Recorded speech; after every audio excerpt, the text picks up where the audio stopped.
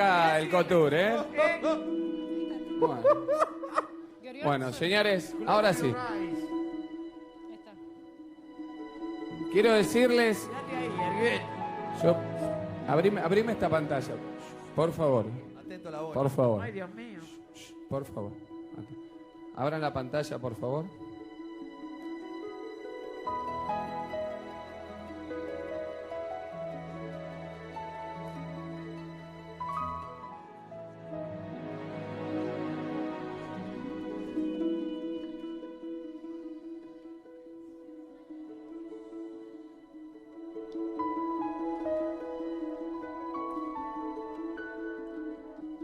Ergón, sácate esto.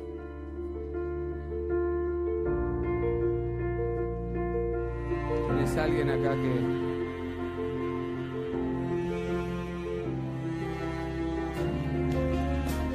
Ha venido a saludar.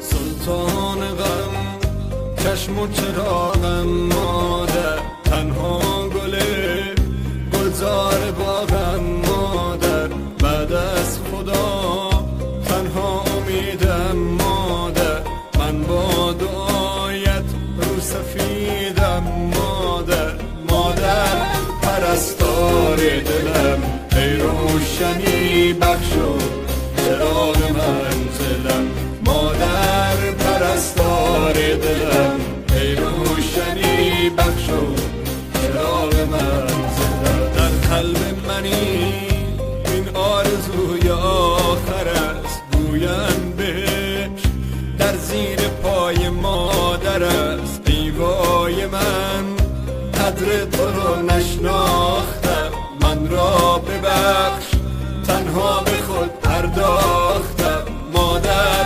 پرستار دلم ای روشنی بخشو چراغ منزلم مادر پرستار دلم ای روشنی بخشو چراغ